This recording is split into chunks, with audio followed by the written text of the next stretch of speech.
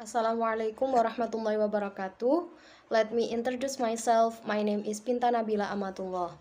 In this meeting, I will carry out my final task, reading a passage entitled On Women's Right to Vote, 1873. Fellow people in this here world, I stand before you tonight under indictment for the alleged crime of having voted at the last presidential election without having a lawful right to vote. It shall be my work this evening to prove to you that me thus voting, I not only committed no crime but instead simply exercised my citizens' right, guaranteed to me and all United States citizens by the national constitution beyond the power of any state to deny.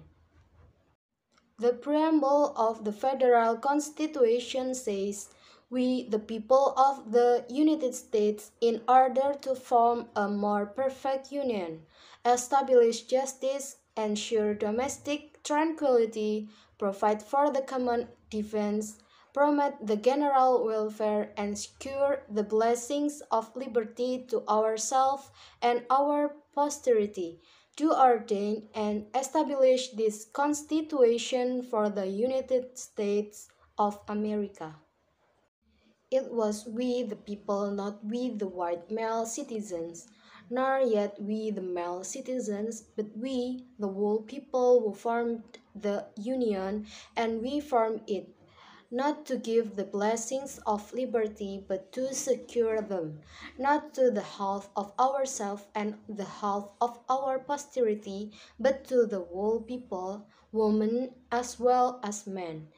And it is a downright mockery to talk to women of their enjoyment of the blessings of liberty while they are denied the use of the only means of securing them provided by this democratic republican government, the ballot.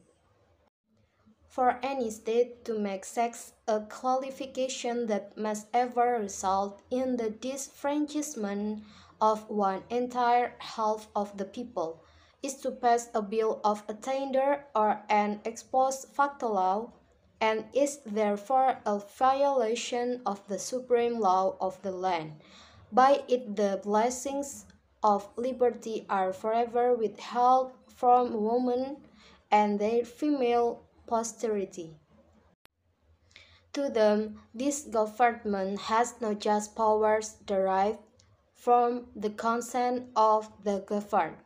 To them, this government is not a democracy. It is not a republic. It is an odious aristocracy, a hateful oligarchy of sex, the most hateful aristocracy ever established on the face of the globe, an oligarchy of wealth where the rich govern the poor, an oligarchy of learning where the educated govern the ignorant, or even an oligarchy of race where the Saxons rule the African, might be endured, but this oligarchy of sex, which makes father, brothers, husband, sons, the oligarchs over the mother and sisters, the wife and daughters of every household, which ordains all men sovereign, all women subjects, career dissension, discord, and rebellion into every home of the nation. Webster, Worcester, and Bouvier all define a citizen to be a person in the United States entitled to vote and hold office. The only questions left to be settled now is, are women persons? And I hardly believe any of our opponents will have the hardihood to say they are not. Being persons, then, women are citizens, and no state has a right to make any law, or to enforce any old law, that shall abridge their privilege or immunities. Hence, every discrimination against women in the constitutions and laws of the several states in today, null and void. Okay, thank you for your attention. I'm sorry if there are mistakes and lacking. That's all. Wassalamualaikum warahmatullahi wabarakatuh.